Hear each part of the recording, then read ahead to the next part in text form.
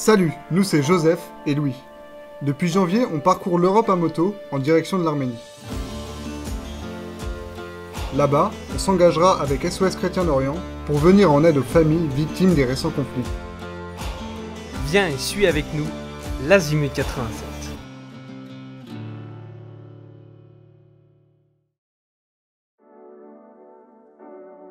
Ça y est, la neige nous a enfin quittés en Arménie. La nature reprend peu à peu ses droits et transforme les paysages et leurs couleurs.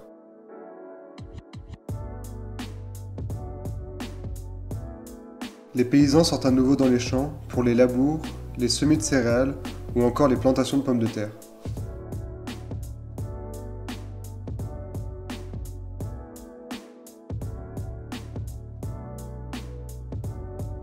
Le temps plus clément nous permet de continuer nos activités et de lancer de nouveaux projets. Aujourd'hui on t'amène à Spitak. Spitak ça a été l'épicentre du séisme en 1988 et tout a été démoli ici. Et aujourd'hui encore on a des centaines de familles qui vivent dans des habitations précaires. Là on est au milieu d'un quartier de containers avec plus de 400 familles autour. Le projet qu'on a actuellement c'est de rénover ce parc qui est la place centrale de ce quartier où les enfants jouent toute la journée. Voilà. Et voilà, le parc depuis une dizaine d'années est attaqué par la rouille et pas entretenu. Donc le but c'est de tout poncer, de repeindre, comme on a commencé à faire ici, de remettre des balançoires, de réparer les modules qui sont cassés et après de pouvoir proposer des activités chaque semaine à cette jeunesse qui est pleine d'énergie. Allez c'est parti, on te montre tout ça en images. Avant de nous lancer dans la peinture du parc, il faut poncer l'ensemble des surfaces métalliques. On opte donc pour des disqueuses et des visseuses que nous équipons de disques abrasifs ou de brosses métalliques. Ensuite, on achète les pinceaux, mais toujours en testant le matériel. Et enfin la peinture, et on est prêt à commencer le chantier.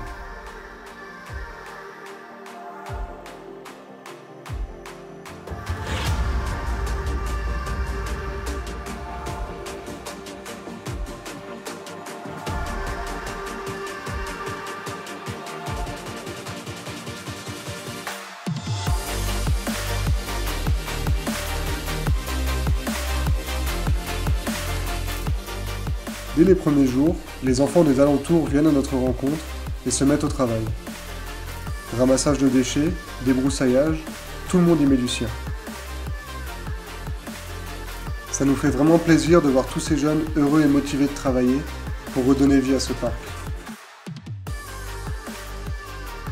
Ils veulent même utiliser les ponceuses, mais heureusement, les aînés du quartier sont toujours là pour les reprendre et surtout pour nous aider.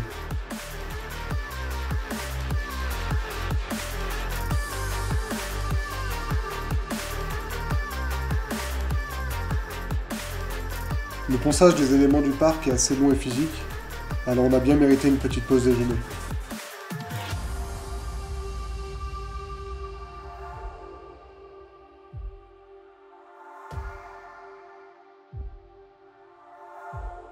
Avant de reprendre le travail, on en profite pour jouer avec les enfants. Au programme, tourniquet et concours de lancer en hauteur.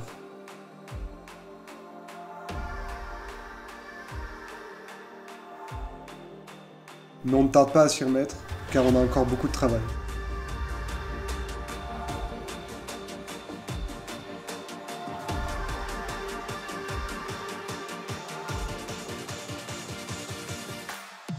En travaillant, on se dit qu'on peut difficilement trouver un meilleur cadre qu'à Spitak avec ses magnifiques montagnes qui l'entourent.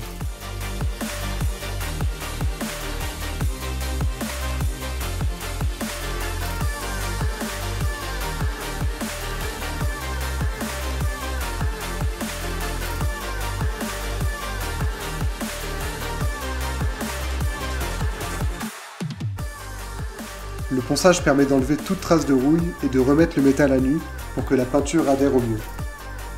Nous espérons que les couleurs que nous redonnons à ce parc perdurent dans le temps.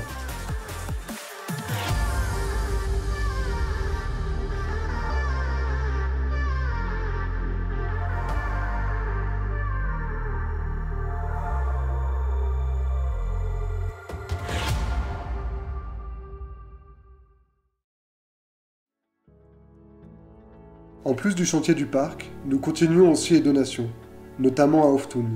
village reculé et vivant principalement de l'agriculture.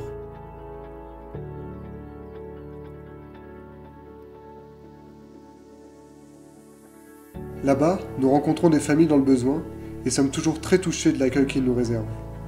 Comme avec ce paysan qui, après nous avoir fait goûter les produits de sa ferme, nous invite à la visiter.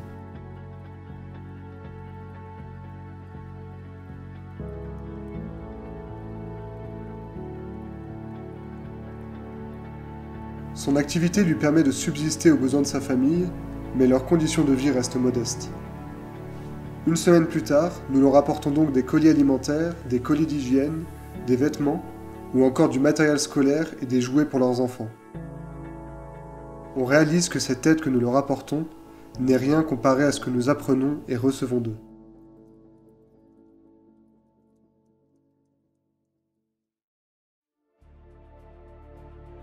Notre mission en Arménie nous invite aussi à découvrir les richesses de ce beau pays. Le lac Sevan en est un bon exemple. C'est le plus grand lac de montagne du Caucase et l'un des plus hauts du monde.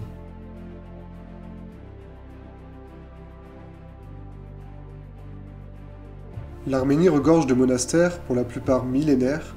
C'est le cas de Sevanavank, vieux de plus de 11 siècles et surplombant le lac Sevan.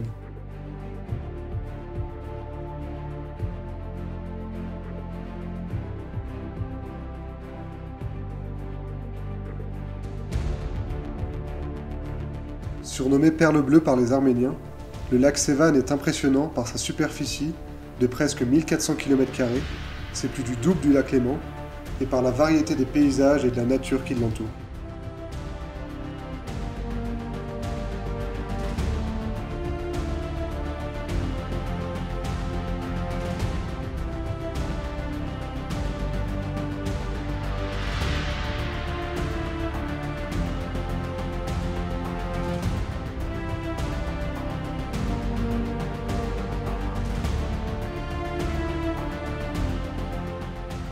À l'époque, ces complexes monastiques pouvaient accueillir des centaines de moines, mais aujourd'hui, la majeure partie des monastères apostoliques ne possèdent plus de vie religieuse. Cependant, il reste des lieux importants de pèlerinage pour un grand nombre d'Arméniens.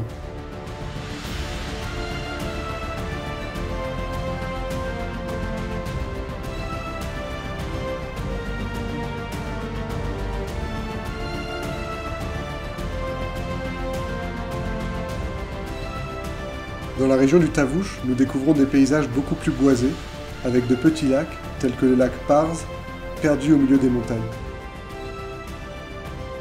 Lors d'un week-end dans la capitale, nous avons la chance de découvrir le monastère de Khor-Virap, situé au pied du mont Ararat, les premiers lieux saints de l'Arménie chrétienne.